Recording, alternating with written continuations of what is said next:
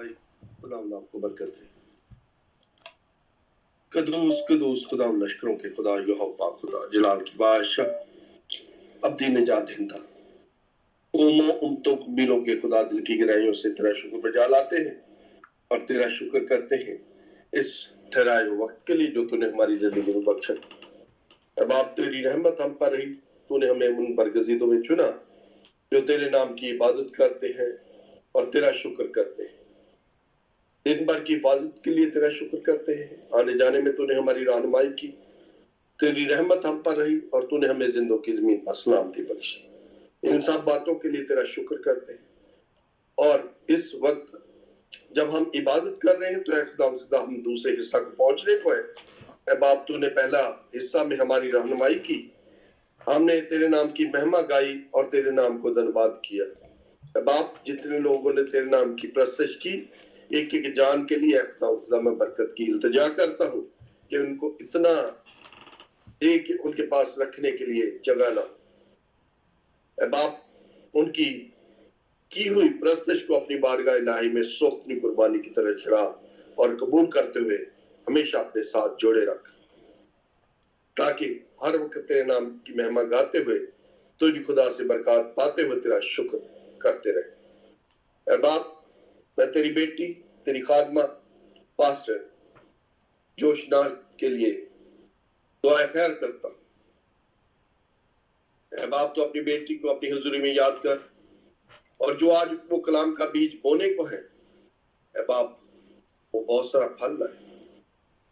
अपनी बेटी की हर कमजोरी को शहजोरी में बदलना, अपने पाक सलीबी खून में उसकी कमजोरी को छुपा देना, ताकि दिलेरी के साथ ईमान से, सच्चाई से और फजल से आज के कलाम को हम तक पहुंचाने का जरिया बने। आप तो अपनी बेटी को कसरत से खर्च करना, ताकि आज जो बीज बोया जाए उसकी छाव में खुदा बहुत सारे लोग बरकत पाए, राहत पाए और तुझ में जुड़े। ऐ बाप, मिन्नत करता हूं तो अपनी बेटी का मुंह बनना, ताकि वो ना बोले बल्कि तेरा रूह तेरी बेटी में से होकर हम सब तक कलाम को पहुंचाने का जरिया बने। ऐ बाप, अपनी बेटी को ढेरों बरकत से नवाजना, हिकमत देना, दनाई देना और अपने कलाम की रूह देना, ताकि खुदा हम जितनी देर भी कलाम सुने हमारे ख्यालात और तेरी बेटी के ख्यालात सिर्फ और सिर्फ तेरी तरफ हो। ऐ बाप, इसी तरह मैं मिन्नत करता हूं भाई सूरत के लिए कि जबकि वो कहानत की जिम्मेदारी को निभाए हुए, ऐ बाप, तो अपने बेटे को बड़ी बरकत दे, अल्फाजों की तरतीब दे और तौफीक बख्श। हमेशा तुझ खुदा के सामने झुका रहे, तुझसे बरकत पाते हुए तेरा शुक्र करे। ऐ बाप, मिन्नत करता हूँ हाजिर जमात के लिए कि हाजिर जमात को बड़ी बरकत दे, सुनने वाले कान और समझने वाला रूह दे, ताकि तेरे कलाम को जाने, पहचाने, समझे और कबूल करे। ऐ बाप, हाजिर जमात तेरे सामने इसलिए झुकती है कि तुझसे बरकत पाना चाहती है। एक एक शख्स को जो तेरे सामने झुका है ढेरों बरकत दे, इतना दे के इनके पास रखने के लिए जगह दे। ऐ बाप, हम सबको बारी फजल दे कि हम तेरे कलाम को अपने दिलों पे लेके जाए।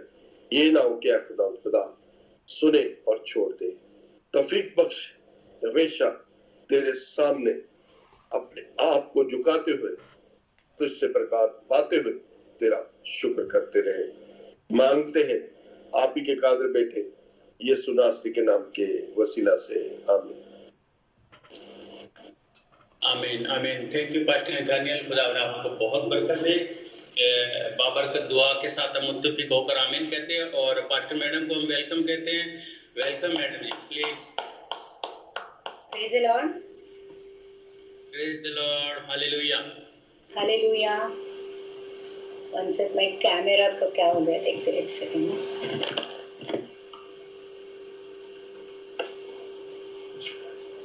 Hallelujah hallelujah. कैन यू सब सुन सकते हैं मुझे?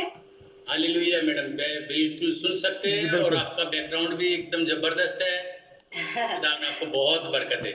आमेन आमेन। आइए हम लोग आज का वचन जो है हमारा वो है pure in heart will see the Lord, मतलब मुबारक है वो जो पाक दिल है क्योंकि वह खुदा को देखेंगे। तो आज हम इस बारे में बात करेंगे। पहली मेरा क्वेश्चन ये है सबसे और खुद से भी, क्या हम खुदा को देखना चाहते हैं? We want to see God? क्या हम परमेश्वर को देखना चाहते हैं? देखो मैंने एक एज अ पास्टर और एज अ बिलीवर चर्च में दो किस्म के लोग पाए हैं।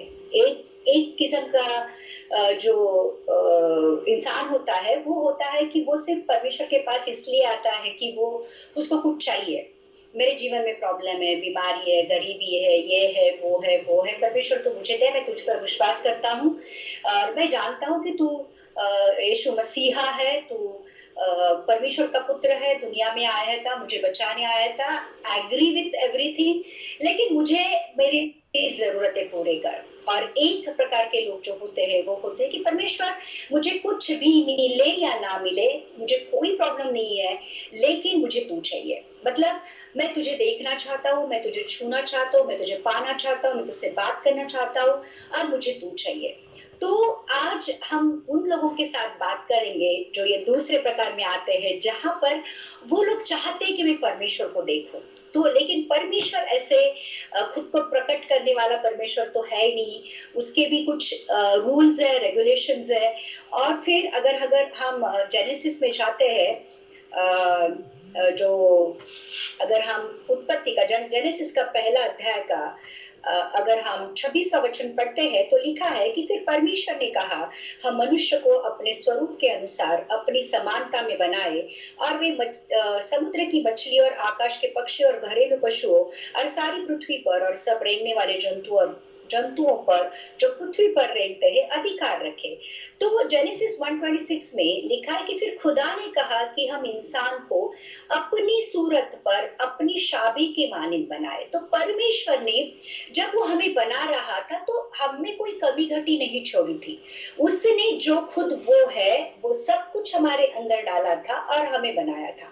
तो परमेश्वर हमसे इतना प्यार करता था कि उसने अपने स्वरूप और अपनी समानता में, जैसे अपनी सूरत और अपनी शाबी के साथ हमें बनाया था।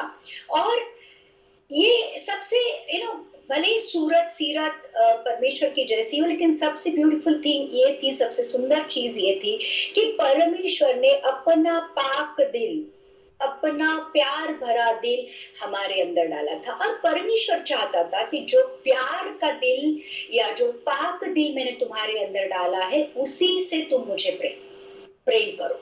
तो और फिर जैसे परमेश्वर ट्रिनिटी है वैसे उसने हमें भी रूह जान जिस्म के साथ बनाया था। और परमेश्वर के साथ जो आदम की जो फेलोशिप थी बहुत सुंदर थी। परमेश्वर हर इवनिंग को शाम में आता था, आदम से बातें करता था, एंड एक बहुत सुंदर लाइफ जिसकी सब लोग अपेक्षा करते हैं कि मेरा घर हो, मेरा परिवार हो, भरपूरता हो, कोई बीमारी ना हो, कोई गरीबी ना हो, कोई कमी घटी ना हो, कोई श्राप ना हो, कोई पाप ना हो, और सबसे खूबसूरत बात परमेश्वर मेरे साथ बात करता हो।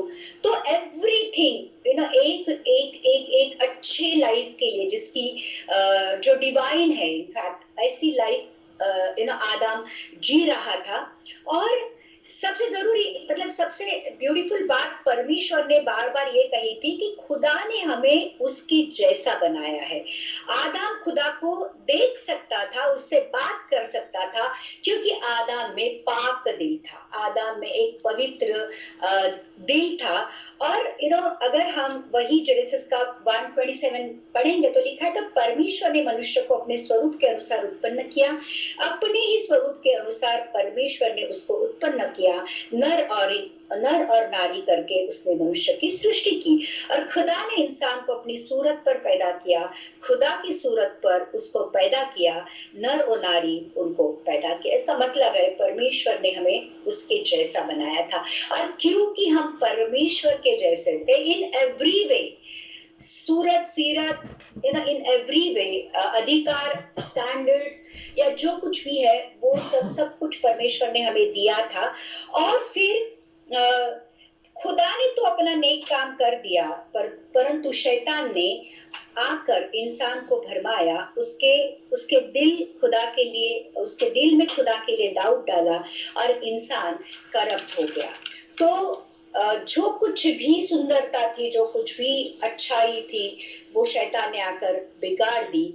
और अगर हम आज मैं थोड़े वचन ज्यादा लूंगी क्योंकि मुझे आपको ये समझाना है कि जो इनिशियली परमेश्वर ने जो उत्पत्ति में जो जेनेसिस में पैदाइश में उत्पन्न किया था, और क्यों आदम और क्यों बनाया था, क्योंकि वो परमेश्वर के साथ संगति रखे, परमेश्वर के साथ 1 to 1 बातें कर सके, परमेश्वर के साथ शेयर कर सके। इसके लिए परमेश्वर ने आदम को बनाया था। लेकिन शैतान ने आकर सब चीजों को उलट पुलट कर दिया, एक तरीके से पाप में डालकर हमें परमेश्वर से अलग कर दिया। लेकिन आज भी परमेश्वर का नियम वही है कि जिनके पाक दिल है वही खुदा को देख पाएंगे। जो करप्ट है, जो पापी है, वो परमेश्वर को कभी भी देख नहीं पाएंगे। तो अगर आज हम आदम की संतान हैं, और अगर हम आदम की संतान होने की वजह से और हमने पाप किए हैं करके हम पापी बन गए हैं, हम परमेश्वर को ऐसे देख नहीं सकते हैं। परमेश्वर हमसे कोसों नहीं, मैलों नहीं, बहुत दूर है, क्योंकि एक ही चीज हमें परमेश्वर से अलग करती है, वचन में लिखा है, और वो है हमारे पाप। अगर हमारे पाप परमेश्वर और हमारे बीच में आ रहे हैं तो वही पाप हमें परमेश्वर से अलग करते हैं। और परमेश्वर का वचन तो ये कहता है कि जो पाक दिल है वही खुदा को देख सकते हैं। तो अभी ये पाक दिल कहाँ से लाएंगे? आइए हम इक्लेसियास्टिस का 7वां अध्याय का अगर 29वां वचन 7:29 देखेंगे।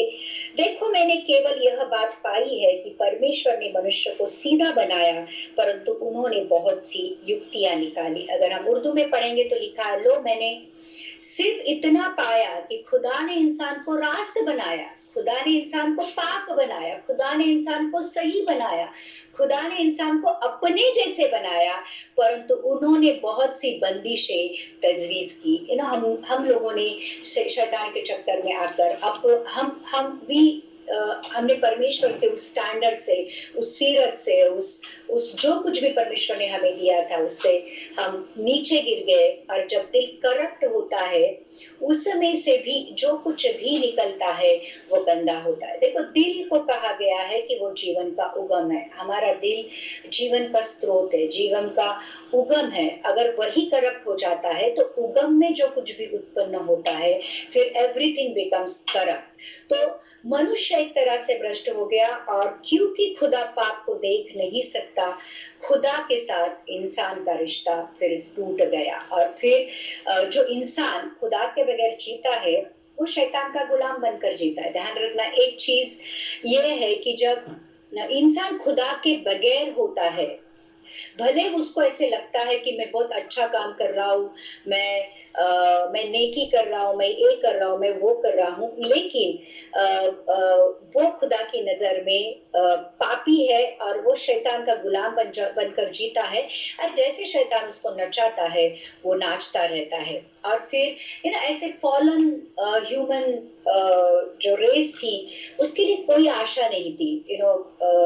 पुराने करार में जैसे लोग आते थे, कोई भेड़ बकरी या कोई प्राणी का बलि देते थे, टेम्पररीली अपने पापों की वो माफी करवाते थे और फिर वापस पाप में पड़ जाते थे। लेकिन फिर परमेश्वर ने अपने इकलौते पुत्र को इस दुनिया में भेजा।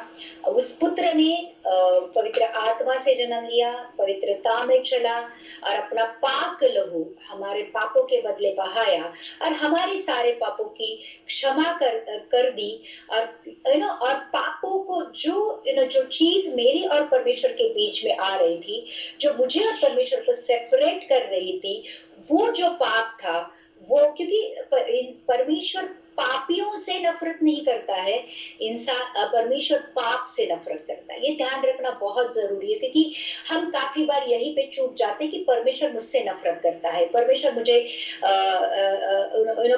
प्यार नहीं करता है। और काफी बार हम यहीं पे भी चूक जाते हैं कि क्योंकि मैं पापी हूँ, मैंने बहुत सारी गलतियां की है, मैंने बहुत सारा मेरी जिंदगी के साथ मेस किया है, तो हम फिर परमेश्वर से अपने आप दूर होने लगते हैं। लेकिन परमेश्वर क्लियरली ये कहता है कि देखो मैं पापियों से नफरत नहीं करता हूँ, मैं पाप से नफरत करता हूँ, और जिससे मैं नफरत करता हूँ मैं उसको लेने आया हूँ। तो यीशु मसीह इस दुनिया में आया और फिर सारे मानव जाति का सारा पाप उसने ले लिया, और उसकी जो सजा थी क्रूस पर अपना खून बहाने की, अपना बलि दे दिया, और सारी मानव जाति के सारे पापों को उसने माफ कर दिया। अभी ये तो एक ऐसे स्टैंडर्ड बन गया कि चलो यीशु मसीह एक ही बार आया, एक ही बार जिया, एक ही बार उस क्रूस पर गया, अपने लहू के द्वारा उसने सारे मानव जाति के सारे पाप तो धो दिए, फिर सारी मानव जाति का उद्धार क्यों नहीं होगा या क्यों नहीं हो रहा है? देखो, जिस लहू की परमेश्वर बात कर रहा है वो लहू हमारे लिए जरूर बहाया गया था, लेकिन कितने लोग उस लहू के द्वारा खुद को साफ करते हैं? अगर हम 1 जॉन 1:7 अगर पढ़ेंगे, देखो कितना क्लियरली इस वचन में लिखा है। 1 जॉन 1:7,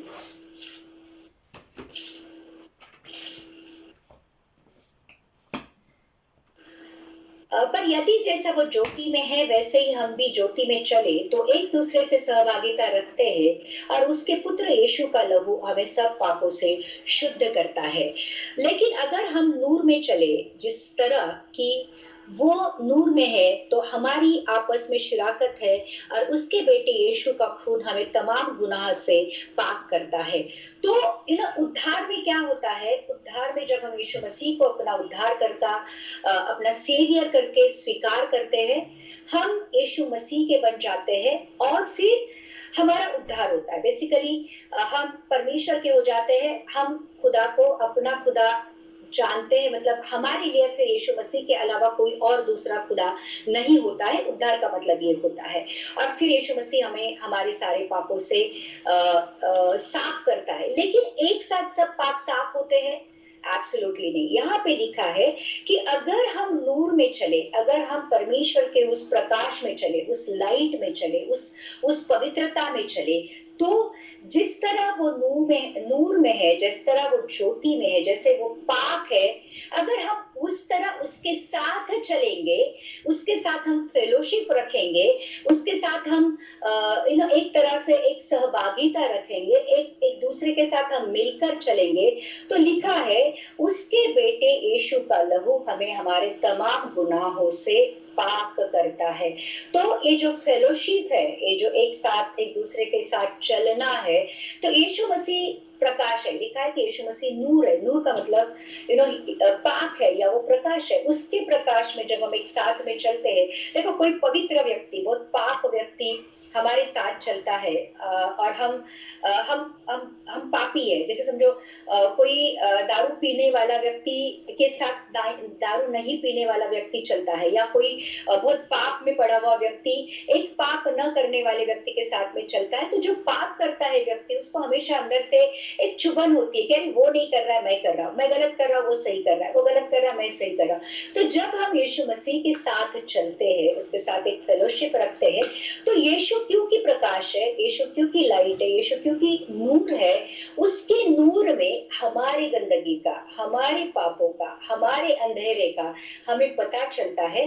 और जब हम हमारे में जो अंधकार है, या हमारे में जो डार्कनेस है, हमारे जो पाप है, वो उजागर होने लगते हैं, वो ऊपर आने लगते हैं, और फिर परमेश्वर यीशु मसीह उसके रूह के द्वारा हमें एक ताकत देता है, एक सामर्थ्य देता है कि हम उसके सामने आकर अपने पापों की कबूली दे। हम हमारे पापों को कहे कि परमेश्वर मैंने पाप किए, मैंने गलती की, मुझे नहीं करना चाहिए था, मैंने किया है, अब मुझे माफ कर, अब मुझे तेरी माफी की जरूरत है। देखो यीशु मसीह ने पापों की क्षमा जरूर की है, शिफा जरूर दी है, लेकिन शिफा कब मिलती है, पापों की क्षमा कब मिलती है? जब हम उस पापों को कबूल करते हैं। हमें एहसास होता है कि मैंने गलत किया है, एहसास होता है कि मैंने पाप किया है। जब वो पाप हम हमारे मुंह से कबूल करते हैं और उसको छोड़ देते हैं, तब जाके हमें शिफा मिलती है। वैसे तो यीशु मसीह ने सारे मानव जाति के सारे पापों को धो डाला है, तो सारी मानव जाति बेसिकली स्वर्ग में जानी चाहिए, लेकिन नहीं जाती है। क्यों नहीं जाती है? क्योंकि जब यीशु मसीह को उद्धारकर्ता के रूप में स्वीकार करते हैं, वो हमारे अंदर आकर रहने लगता है, और जब वो हमारे अंदर आकर रहने लगता है, क्योंकि वो पाक है, हम उसके पाक जो पवित्रता है उसमें हमारे पापीपन का हमें एहसास होता है और उसके प्रकाश में, उसके नूर में हमें मालूम पड़ता है कि मैं बहुत बड़ा पापी हूँ। और एक एक पाप हम कबूल करते हैं और हमारे जीवन से जब निकाल देते हैं तो लिखा है कि उसके पुत्र यीशु का लहू हमें सब पापों से पाक करता है। और ये जो सहभागिता है, ये फेलोशिप है, फिर हम यीशु मसीह के जैसे नूर में बदलने लगते हैं, उसके जैसे पाक जो पन है उसमें बदलने लगते हैं। तो इसलिए ये जो और कोई हमें शुद्ध कर नहीं सकता है, क्योंकि इस दुनिया में कोई शुद्ध नहीं है या कोई पवित्र नहीं, कोई पाक नहीं है। यीशु मसीह ही हमें पाक कर सकता है, क्योंकि वो खुद पूरी तरह पवित्र है। और जैसे अगर हम एजेकेल का अगर 18वां अध्याय का 1831 पढ़ेंगे, एजेकेल 1831, जहाँ पे लिखा है जब यीशु के साथ शिराकत करते हैं, फेलोशिप रखते हैं, तो यीशु के पवित्रता के सामने हम अपने पापों को उजागर होते हैं और फिर हम वो पाप छोड़ने लगते हैं। इसलिए एजेकियल 1831 में लिखा है, अपने सब अपराधों को जो तुमने किए हैं दूर करो, अपना मन और अपनी आत्मा बदल डालो। हे इज़राइल के घराने, तुम क्यों मरो? क्योंकि प्रभु यहोवा की ये वाणी है, जो मरे उसके मरने से मैं प्रसन्न नहीं होता, इसलिए पश्चाताप करो, तभी तुम जीवित रहोगे। तो परमेश्वर के पास आने के बाद उसके पवित्रता के सामने हमें एहसास होता है कि मैं गलत हूँ। और फिर परमेश्वर का वचन क्लियरली यहाँ पे कहता है, कलाम यहाँ पे कहता है कि अपने सब अपराधों को, अपने सब पापों को, अपने सब गुनाहों को जो तुमने किए हैं दूर करो। एक एक करके। और काफी बार हमें एहसास भी होता है कि ये गलत कर रहा हूँ, ये मैंने झूठ बोला है, मैंने पीठ पीछे बातें की है, मैंने व्यभिचार किया है ना, मैंने एडल्ट्री की है, मैंने ये जो चीजें मैंने नहीं करी, गलत सोचा है, गलत कहा है, गलत सुना है, गलत देखा है। तो हमारे अंदर जो कॉन्शियस परमेश्वर ने डाला है वो हमेशा हमें एक ऐसे एक चूकता है कि ये तुमने गलत किया है। और जब हम वो गलती का हमें एहसास होता है, हमारे पापों का जब हमें एहसास होता है, तो लिखा है कि हम उनको मान लेते हैं, पश्चाताप करते हैं, और जब उनको दूर करते हैं अपनी जिंदगी से, जब उन्हें निकाल देते हैं, तो परमेश्वर का वचन यहाँ पे एजेकियल 1831 में लिखा है कि अपने जो गुनाह है उनको दूर करो, अपना मन और अपनी आत्मा बदल डालो। कितना क्लियरली वचन यहाँ पे कहता है कि अपनी आत्मा को और अपने मन को, अपने प्राण को, जहाँ पे तुम्हारे प्राण में तुम्हारे जो इमोशंस, तुम्हारे बुद्धि, तुम्हारा ज्ञान और तुम्हारी विचार शामिल है, उसको बदल डालो। मतलब एक तरह से यीशु मसीह के लहू के द्वारा उनको साफ करो, तुम्हारे आत्मा को भी बदल डालो। हे इज़राइल के घराने, तुम क्यों मरो? मरो मतलब जो शारीरिक तौर पर मरने की बात नहीं हो रही है, ये आत्मिक तौर पर नरक में मरने की बात हो रही है। और फिर वचन आगे कहता है कि प्रभु यहोवा की ये वाणी है, जो मरे उसके मरने से परमेश्वर प्रसन्न नहीं होता। अगर कोई नरक में जा रहा है तो उससे परमेश्वर प्रसन्न नहीं है, परमेश्वर उसमें आनंदित नहीं होता है। इसलिए परमेश्वर का वचन यहाँ पे कहता है एजेकियल 1832 में, इसलिए पश्चाताप करो, तभी तुम जीवित रहोगे। तो अगर हमारे दिल को हमें साफ करना है तो परमेश्वर का वचन पहली बात ये करता है कि उद्धार के बाद परमेश्वर के साथ फेलोशिप रखो। फेलोशिप रखने के बाद जो कुछ भी उसकी संगति में हमारे पाप हमें उजागर होते हैं, परमेश्वर हमें दिखाता है, उनको दूर करो, अपने मन और अपनी आत्मा को साफ करो, बदल डालो। और लिखा है कि पश्चाताप करो। अगर पश्चाताप करेंगे, अगर हम रिपेंट करेंगे, तो ही हम जीवित रहेंगे अनंत काल के लिए। तो अगर हम आज फिर एक बार एक यूहन्ना 1 जॉन 3:20 अगर पढ़ते हैं, 1 जॉन 3:20 में लिखा है, क्योंकि परमेश्वर हमारे मन से बड़ा है और वो सब कुछ जानता है। देखो, परमेश्वर को उल्लू नहीं बना सकते, परमेश्वर को हम धोखा नहीं दे सकते, क्योंकि परमेश्वर हमारे मन से बड़ा है और वो सब कुछ जानता है। और 21 आयत कहती है, हे प्रियो, यदि हमारा मन हमें दोष न दे तो हमें परमेश्वर के सामने हिया होता है। जब हम परमेश्वर के सामने अपने आप को एक तरह से जब नंगा करते हैं, जब हम हमारे अपने आप को हम परमेश्वर के सामने खोल के रख देते हैं, कहते हैं कि परमेश्वर देख, ये मैं हूँ, ये पाप मेरी जिंदगी में है, ये गलतियां मेरी जिंदगी में है, ये बहुत बड़ा मैंने मेरे जीवन के साथ मेस करके रखा है, ये तेरे सामने है। अब तू मुझे माफ कर, तू मुझे साफ कर, क्योंकि परमेश्वर का वचन ये कहता है कि जब हम परमेश्वर को खुले दिल से ये कहते हैं कि प्रभु, ये मेरी जिंदगी है जो तेरे सामने है, अब तू मुझे माफ कर और मुझे तेरे लहू से साफ कर, तो लिखा है कि यदि हमारा मन हमें दोष न दे तो हमें परमेश्वर के सामने हिया होता है। मतलब परमेश्वर के सामने हमें धीरज मिलता है, परमेश्वर के सामने हम बोल्डनेस के साथ जा सकते हैं। अगर हम रेवलेशन पढ़ेंगे तो रेवलेशन में लिखा है कि हम परमेश्वर की उपस्थिति में कैसे जा सकते हैं। परमेश्वर की उपस्थिति में हम यीशु मसीह के लहू के द्वारा और हमारे वर्ड ऑफ टेस्टिमनी के द्वारा जा सकते हैं। तो first thing is blood of Jesus. Why blood of Jesus? Because blood of Jesus cleanses us from every sin we have committed against God.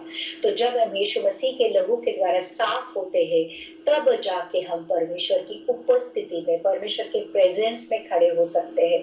Otherwise हमारे लिए कोई होप नहीं है, हमारे लिए कोई भी वे नहीं है कि हम परमेश्वर को देख सके या परमेश्वर के प्रेजेंस में हम लोग जा सके। तो अगर हमें समझो, अगर परमेश्वर के दिल को हमें जानना है, तो जब तक हम परमेश्वर के पास नहीं जाते हैं या परमेश्वर के उस उपस्थिति में नहीं जाते हैं, हम परमेश्वर को जान नहीं सकते हैं। इनफैक्ट परमेश्वर हमसे ये कहता है, अगर हम प्रोवर्ब 17:3 पढ़ेंगे तो वचन ये कहता है, यहाँ पे कलाम ये कहता है,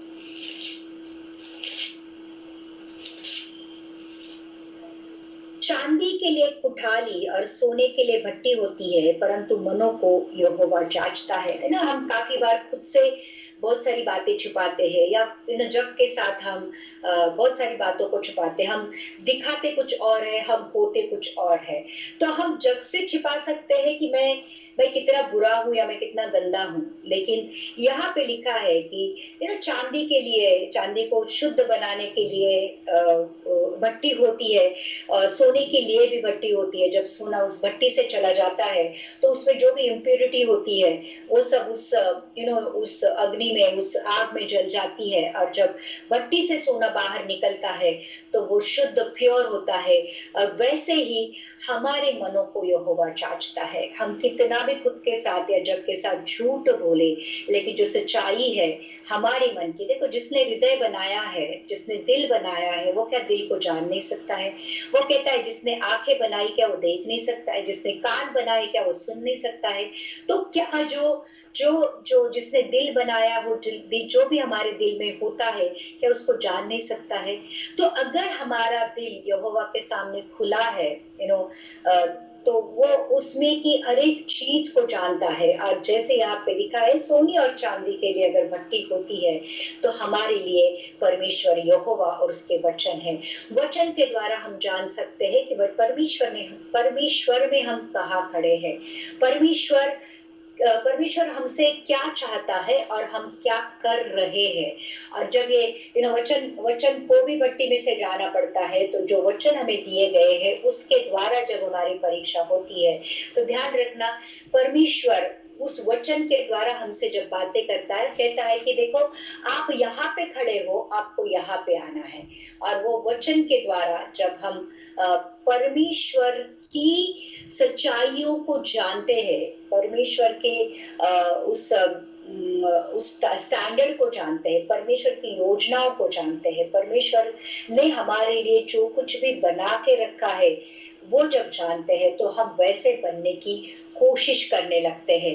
और परमेश्वर हम लोग ऊपर से इंसान को जानते हैं, उसके एटीट्यूड से या उसके बिहेवियर से, उसके जो भी कपड़े वो पहनता है, जैसे वो रहता है, जैसे वो बातें करता है, वैसे हम लोगों को जानते हैं। लेकिन परमेश्वर हमारे दिलों को जानता है।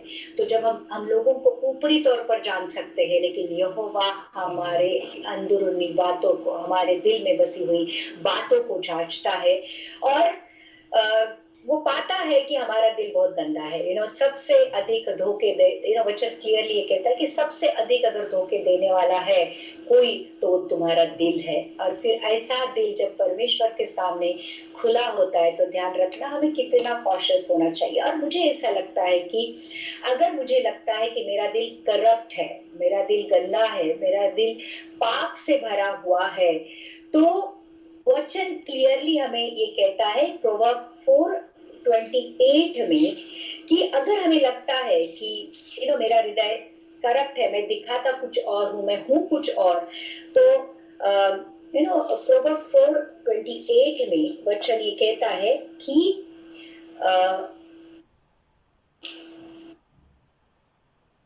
एक सेकंड,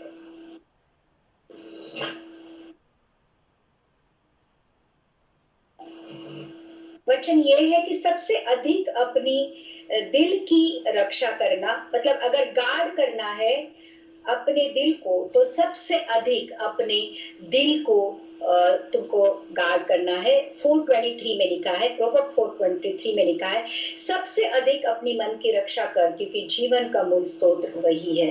तो अगर हमें चाहिए कि हम परमेश्वर को देखें, हम परमेश्वर के उपस्थिति में जाए और परमेश्वर को जाने, परमेश्वर जैसा है वैसे उसको पाए, तो वचन क्लियरली यहाँ पर लिखा है कि सबसे अधिक अपने मन की रक्षा कर। सबसे अधिक मन की रक्षा कैसे करनी है? तो जो कुछ भी हम अंदर लेते हैं, हमारे आंखों के द्वारा, हमारे कानों के द्वारा, हमारे सुनने के द्वारा, हमारे पढ़ने के द्वारा, हमारे बोलने के द्वारा, जो कुछ भी हमारे अंदर एंटर होता है 5 सेंसेस के द्वारा, उसको हमें गार्ड करना है। कोई भी गलत चीज को हमारे अंदर नहीं लेना है। जहां पर भी हमें लगता है कि मेरे विचार गलत है, उसको निकालना है। मैं देख गलत रहा हूँ, वो नहीं देखना है। मैं सुन गलत रहा हूँ, वो नहीं करना है। मैं बोल गलत रहा हूँ, नहीं करना है। तो जो कुछ भी 5 सेंसेस के द्वारा मेरे दिल में एंटर होता है, देखो दिल बाहर नहीं है, दिल शरीर के अंदर है। तो अगर दिल फिजिकली परमेश्वर ने रिब्स के अंदर सुरक्षित रखा है फिजिकली, तो स्पिरिचुअली हमको अगर गार्ड करना है, स्पिरिचुअली अगर उसकी हमें रक्षा करना है, तो जो कुछ भी उसके अंदर हम लेते हैं उसको गार्ड करना है। उसको देखना है कि मैं क्या सुन रहा हूँ, मैं क्या बोल रहा हूँ, मैं क्या टच कर रहा हूँ, मैं क्या सोच रहा हूँ, मैं क्या टेस्ट कर रहा हूँ। ये सारी चीजें हमें देखना बहुत जरूरी है। और इस तरीके से हम अपने हृदय का, अपने दिल का हम रक्षण कर सकते हैं। और अगर हम साम 51:17 पढ़ते हैं, आज मैं थोड़े वचन ज्यादा पढ़ूंगी क्योंकि मुझे आप तक ये बात पहुंचानी है कि अगर परमेश्वर को देखना है तो पहली बात तो हमने ये देखी कि हम पहले परमेश्वर ने हमें प्योर बनाया था, पाक बनाया था। शैतान ने आकर हमारे हृदय को भ्रष्ट कर दिया, हमारे विचारों को भ्रष्ट कर दिया, लेकिन यीशु ने आकर फिर एक बार हमें नया जीवन दिया, हमारे वो सारे पाप को ले लिया। लेकिन पाप ऐसे नहीं लिए जाते हैं। जब यीशु के साथ हम संगति रखते हैं, फेलोशिप रखते हैं, तो उसकी उस रोशनी में, उस नूर में हम पाते हैं कि मैं पापी हूँ।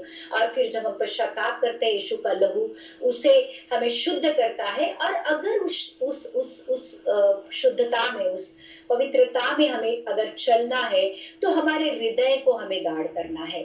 हम क्या करते हैं, क्या सोचते, क्या देखते हैं, क्या सुनते हैं, इसको हमें गार्ड करना पड़ेगा। और देन साम 51:17 में लिखा है कि टूटा मन परमेश्वर के लिए योग्य बलिदान है। हे परमेश्वर, तू टूटे और पीसे हुए मन को तुच्छ नहीं जानता है। तो जब हम परमेश्वर के पास आते हैं और जब हम परमेश्वर के हो जाते हैं, काफी बार हमें एक ऐसे सताव का सामना करना पड़ता है, ऐसे चीजों का सामना करना पड़ता है कि अपने ही हमें छोड़ देते हैं, अपने ही हमसे रूठ जाते हैं, दुनिया हमें छोड़ देती है, वचन की वजह से हमारे जीवन में इतनी सारी परीक्षाएं आती है और फिर हम टूट जाते हैं।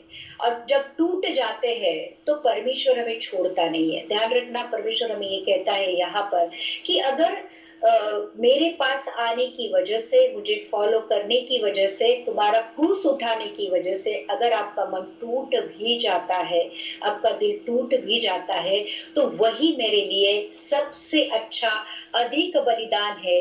और ऐसे टूटे हुए और पीसे हुए मन को परमेश्वर कभी तुच्छ नहीं जानता। इनफैक्ट ऐसे टूटे हुए मन और ऐसे टूटे हुए मन में परमेश्वर रहता है। और इसलिए दाऊद राजा ये प्रार्थना करता है वही साम 51:10 में कि अगर हमें परमेश्वर को देखना है या परमेश्वर की उपस्थिति में हमें जाना है, तो हम प्रार्थना कर सकते हैं। परमेश्वर को देखने के लिए हम प्रार्थना कर सकते हैं कि हे परमेश्वर, साम 51:10 में लिखा है, हे परमेश्वर, मेरे अंदर शुद्ध मन उत्पन्न कर और मेरे भीतर स्थिर आत्मा नए सिरे से उत्पन्न कर। अगर आपको लगता है कि मुझे परमेश्वर को देखना है, मुझे परमेश्वर जो कुछ भी है उसको पाना है, जैसे जैसे वो है उसको छूना है, उसके विचारों को मुझे जानना है, तो हम ये प्रार्थना कर सकते हैं, दिल से हम ये कह सकते हैं परमेश्वर को कि हे परमेश्वर, मेरे अंदर शुद्ध मन उत्पन्न कर। पहले तो मुझे ये कबूल करना है कि मेरा जो मन है, मेरा जो दिल है वो पाक नहीं है, वो करप्ट है, वो भ्रष्ट हो चुका है।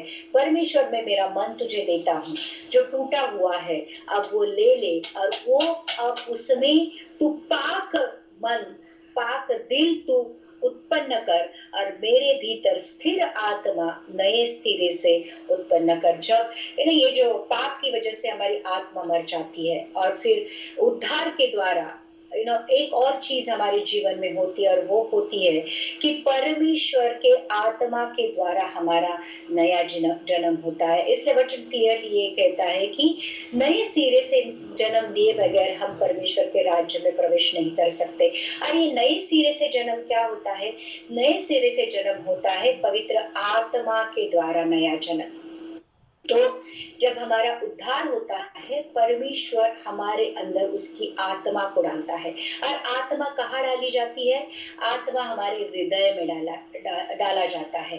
तो ये जो पाक रूह रहता है, जब हमारे दिल में आकर रहता है, वो पाक है, तो वो हमें वो पवित्रता में, वो शुद्धता में बढ़ाने लगता है। और फिर जैसे अगर हम कह सकते हैं कि प्रभु, ये तेरी जो आत्मा है मेरे अंदर नए सिरे से तू डाल दे, पवित्र आत्मा के द्वारा मुझे नया जन्म दे दे, तो परमेश्वर हमारे हृदय को, हमारे विचारों को, हमारी सोच को, हमारे मन को, हमारे प्राण को नया बनाना शुरू करता है। और जैसे वचन के साथ जब हम संगति रहते हैं, यीशु मसीह के साथ संगति रखना मतलब वचन के साथ संगति रखना। जब पवित्र आत्मा अंदर से और वचन जब दोनों मिलकर चलते हैं, तो हमें उस पवित्रता में वो बढ़ाने लगते हैं।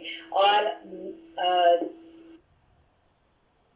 पवित्र आत्मा, अगर हम पवित्र पाक रूह के बारे में अगर बात करते हैं, तो रोमन्स 5:5 में लिखा है, अगर हम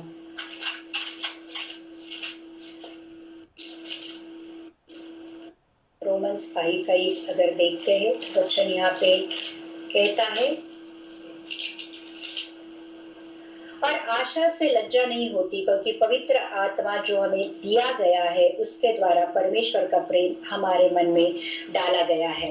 तो पवित्र आत्मा भी हमारे मन में डाला गया है, और जो वचन हम अंदर लेते हैं वो भी हमारे हृदय में होते हैं ना। दाऊद राजा साब 119 में ये कहता है कि मैंने तेरे कलाम को मेरे दिल के अंदर छुपा के रखा है ताकि मैं तेरे विरुद्ध पाप ना करूं। तो जो वचन हम सुनते हैं, जब वचन हम पढ़ते हैं, जब हम उसको अपने अंदर लेते हैं तो कहाँ स्टोर करते हैं ना। हमारे शरीर का स्टोर हाउस कहाँ है? हम कहाँ स्टोर करते हैं चीजों को? हमारे दिल में। जो कुछ भी दिल में होता है वही हमारे जीवन में उसका असर होता है। तो पवित्र आत्मा परमेश्वर ने हमारे दिलों में डाला है। जब वचन हम ग्रहण करते हैं वो भी हमारे दिल में होता है। और ये जो वचन है ये पाक है, ये जो कलाम है ये पाक है। तो पाक कलाम और पाक रूह जब हमारे दिलों में डाली जाती है, हम भी पाक बन जाते हैं, हम भी पवित्र बनने लगते हैं। और फिर ऐसा जो जीवन होता है, ध्यान रखना, ऐसा जो जीवन होता है वो परमेश्वर को देख सकता है। जब भी आदम को बनाने से पहले भी ये रूल था कि जो पाक है वही खुदा को देख सकता है। आज भी, क्योंकि परमेश्वर का कलाम कभी बदलता नहीं है। स्वर्ग पृथ्वी टल जाती है लेकिन कलाम कभी नहीं बदलता। आज भी सच्चाई यही है कि पाक दिल बगैर हम परमेश्वर को देख नहीं सकते हैं। और जैसे एजेकियल 36 में लिखा है कि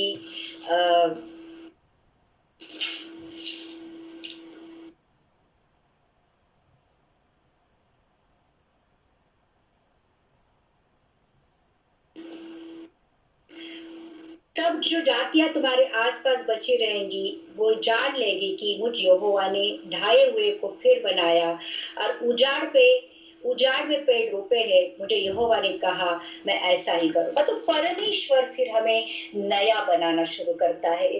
इसलिए अगर आज वचन बेसिकली मुझे आज ये कहना है कि अगर हमारी ये इच्छा है दिल से कि मैं परमेश्वर को देखूं, मैं परमेश्वर की उपस्थिति में इधर जाऊं, क्योंकि ध्यान रखना, अगर हम आज यीशु मसीह का आने का इंतजार कर रहे हैं और हम चाहते हैं कि मेरा जो ये शरीर है वो वैभवी देह में बदल जाए, लेकिन ये बदलना जब यीशु मसीह आएगा, जब ये कंप्लीट होगा। शुरू कब होता है? वैभवी देह में परिवर्तित होना, ये हमारा शरीर जब हमारा उद्धार होता है। दिन ब दिन जैसे जैसे हम कलाम में और पाक रूह में बढ़ते रहते हैं, वैसे वैसे ये जो हमारा शरीर है वो परमेश्वर की उस वैभवी देह में, वो ग्लोरियस बॉडी में कन्वर्ट होना शुरू करते हैं ना। दिन ब दिन हम पवित्रता में बढ़ने लगते हैं। हम ग्लोरी से glory to glory, holiness to holiness में बढ़ने लगते हैं। और ये बढ़ना जब होता है, वो 5 कुंवारियां जैसे 10 कुंवारियां होती है जो यीशु मसीह के आने का इंतजार करती होती है। एक के पास तेल होता है, एक के पास नहीं होता है, एक का खत्म होता है, एक का 5 जन का होता है। तो जो 5 कुंवारियां जिनके पास वो तेल बचा हुआ होता है, वही परमेश्वर के साथ उठाई जाती है। आज हमारे लिए भी वही है कि अगर वो पाक रूह और पाक कलाम में अगर हम बढ़ने लगते हैं, बढ़ते जाते हैं, और परमेश्वर देखता है कि हम उस प्रोसेस में है, जब भी जाके परमेश्वर हमें उठाएगा। हमारा उद्धार हुआ है लेकिन हमारा कलाम के साथ और पाक रूह के साथ कोई संबंध नहीं है। हम अपनी जिंदगी अपने तरीके से जी रहे हैं और परमेश्वर को हम पूछते भी नहीं है कि परमेश्वर मैं कैसे तेरे जैसा बन सकता हूँ, मैं कैसे तेरी उपस्थिति में आ सकता हूँ, मैं कैसे तेरे लिए तैयार हो सकता हूँ। मैं सिर्फ परमेश्वर के पास तभी आता हूँ जब मेरी जरूरत है। बाकी टाइम पे मैं भूल जाता हूँ कि परमेश्वर है भी या नहीं है। तो ऐसे लोगों को परमेश्वर नहीं उठाने वाला है। परमेश्वर उन्हीं को उठाने वाला है जिनके पास तेल है, जिनके पास वो कुप्पी में तेल बचा हुआ है। तो आज अगर वो कुप्पी में तेल हमें बचाना है तो हमें परमेश्वर के कलाम के अनुसार, परमेश्वर के रूह के अनुसार चलना है। क्योंकि वचन क्लियरली कहता है कि जो परमेश्वर के आत्मा के चलाए चलते हैं वही परमेश्वर के पुत्र कहलाएंगे। तो आज अगर वचन क्लियरली हमसे ये कहता है कि मुबारक है वो जो पाक रूह पाक दिल है क्योंकि वो खुदा को देखेंगे। तो अगर हमारी दिल की ख्वाहिश ये है कि मुझे खुदा को देखना है, जब वो आएगा तब तो देखेंगे, लेकिन आज अभी अगर मुझे खुदा को देखना है, मुझे खुदा के प्रेजेंस में जाना है, तो परमेश्वर का वचन पहले भी ये कहता था कि पाक दिल वाले ही उसको देख सकते हैं। तो चर्च, हमें आज जरूरत इस चीज की है कि परमेश्वर को स्वर्ग में जाने के बाद तो हम पूरी तरह देखेंगे, लेकिन अगर परमेश्वर को आज अगर यहाँ पे देखना है तो अपने दिल को पाक बनाना है, और दिल को पाक बनाना है तो पहली बात तो जैसे हमने देखी कि यीशु मसीह के साथ फेलोशिप रखना है, यीशु मसीह के साथ फेलोशिप रखना है मतलब वचन के साथ फेलोशिप रखना है। दूसरी बात, जो आत्मा, जो रूह परमेश्वर ने हमें दी है उसके अनुसार चलना है, जो अंदर से हमारे हृदय में बैठकर जो हमें कहता है कि यही सही रास्ता है, यही से चल, ये गलत है, यहाँ पे मत जा, ये मत कर, तो हमें वो छोड़ देना है। और जो रूह कहता है, जो वह कलाम कहता है, उसके अनुसार जब हम चलते जाएंगे तो हम जरूर जरूर खुदा को देख पाएंगे, है ना। ऊपरी तौर पर हम दुनिया को दिखा सकते हैं कि मैं बहुत नेक इंसान हूँ, मैं बहुत अच्छा इंसान हूँ, मेरे अंदर बहुत अच्छा दिल है, मैं नेकी कर रहा हूँ, लेकिन मैं अगर गलत विचार रखता हूँ, मैं गलत सोच रखता हूँ, तो ऐसे लोग परमेश्वर के राज्य में कभी प्रवेश नहीं करेंगे, क्योंकि परमेश्वर हमारे दिलों को, हमारे विचारों को भी जांचता है। हमारे विचार हमारे मनों में आने से पहले ही वो जांचता है कि हम क्या विचार करने वाले हैं। अगर ऐसे परमेश्वर के सामने हमारा जीवन अगर खुला है तो हमें हमारे जीवन को कितना सावधानी के साथ जीना है। ध्यान रखना, एक ही बात का हमें डर होना चाहिए या भय होना चाहिए, वो है कि परमेश्वर मुझे देख रहा है। परमेश्वर के किताब में मेरे हर एक चीज का परमेश्वर के किताब में मेरे हर एक चीज लिखी जा रही है। मैं जो सोच रहा हूँ वो भी परमेश्वर उसके जीवन की किताब में लिख रहा है। तो मुझे कितनी सावधानी के साथ सोचना है, सावधानी के साथ बोलना है, सावधानी के साथ मुझे देखना है, सावधानी के साथ मुझे सुनना है। तो अगर हम एक कॉन्शियसनेस में जिएंगे कि खुदा मुझे देख रहा है, अगर हम हम जब ये देखते हैं या लिखा हुआ होता है कि this area is under CCTV coverage, तो जब भी देखते तो हम कॉशियस हो जाते हैं, हम तुरंत सावधान हो जाते हैं कि यानी everything whatever I am doing is going to get recorded. लेकिन हम काफी बार भूल जाते हैं कि अगर ये छोटा सीसीटीवी कवरेज से हम इतना डरते हैं, तो ध्यान रखना जो बहुत बड़ा सीसीटीवी कवरेज परमेश्वर ने, जो बहुत बड़ा कैमरा ऊपर लगाया हुआ है, उसकी आंखें है, कैमरा का मतलब परमेश्वर की आंखें है, जो दिन रात ना सिर्फ हमें फिजिकली देखती लेकिन आत्मिक तौर पर भी हमारे जीवन में या मनों में या विचारों में जो कुछ भी होता है उसको रिकॉर्ड कर रही है। तो हमें कितना सावधानी के साथ जीना है। परमेश्वर का भय मानना बुद्धि का उगम है। लिखा है कि जब हम परमेश्वर के भय में चलने लगते हैं कि परमेश्वर मुझे देख रहा है, ये सोचकर जब हम चलने लगते हैं, परमेश्वर कहता है कि अब तुम वाइज बनने लगे हो, अब तुम बुद्धिमान बनने लगे हो। तो आज का वचन यही है प्रियो कि अगर हमें परमेश्वर की देखने की चाह है, परमेश्वर को देखने की हमारी आरजू है, तो हमें अपने आप को पाक रखना है, हमारे दिल को साफ करना है। और अगर हम नहीं कर सकते हैं दिल को साफ, जैसे परमेश्वर का दिल साफ है वैसे हम खुद को नहीं बना सकते, तो परमेश्वर को मालूम है, और इसलिए परमेश्वर ने उसका यीशु का लहू, उसका पाक कलाम और उसका पाक रूह हमारे लिए दिया है। जब ये तीन डिवाइन चीजें हैं, स्वर्गीय चीजें, इनका इस्तेमाल अगर हम रेगुलरली, कॉन्स्टेंटली, सीरियसली हमारे जीवन में करते हैं, तो हम जरूर वो जो पाकपन है परमेश्वर का, जो हमसे वो चाहता है, उसमें हम बढ़ने लगेंगे। तो आज का वचन हमसे यही कहता है कि परमेश्वर को देखना है तो हमारे अंदर पाक दिल चाहिए, उसके बगैर हम उसको देख नहीं सकते। तो आज अगर वही वचन हमसे ये कहता है और अगर मुझे ऐसे लगता है कि मेरा हृदय करप्ट है, आज भी मेरे दिल में पाप है, आज भी मेरे दिल में दूसरों के लिए दुश्मनी है, मैं दूसरों को माफ नहीं कर पा रहा हूँ, मैं मेरे दिल में जो कुछ भी उत्पन्न होता है दूसरों के लिए वो गलत है, पाप है, तो आज परमेश्वर डायरेक्टली ये वचन के द्वारा हमसे बात कर रहा है कि मुझे शुद्ध होने की जरूरत है, मुझे अपने आप को परमेश्वर के सामने खोलने की जरूरत है और ये कहने की जरूरत है कि परमेश्वर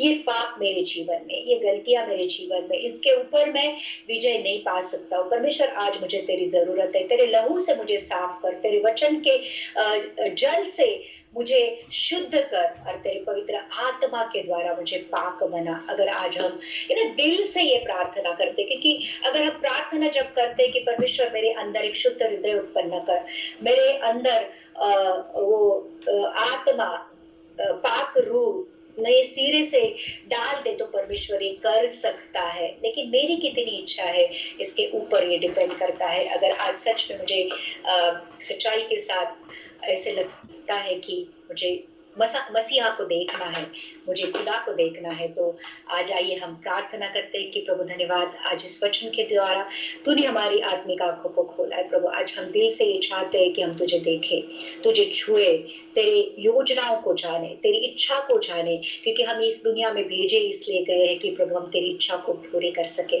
तो प्रभु आज हम अपने आप को तेरे हाथों में सौंप देते और ये प्रार्थना करते कि प्रभु मुझ में एक नेक दिल डाल दे प्रभु जी, मेरे अंदर एक पवित्र आत्मा को नए सिरे से प्रभु जी तू उत्पन्न कर, और प्रभु मुझे जैसा तू है, जैसे तूने आदम को बनाया था पूरी तरह तेरे जैसा प्रभु वैसे तू मुझे बना दे। क्योंकि प्रभु मैं आज दिल से ये प्रार्थना करता हूँ कि मुझे तुझे देखना है, मैं तुझे देखना चाहता हूँ और तू जरूर मेरी प्रार्थना को सुनेगा प्रभु, यीशु मसीह के नाम से आमीन आमीन।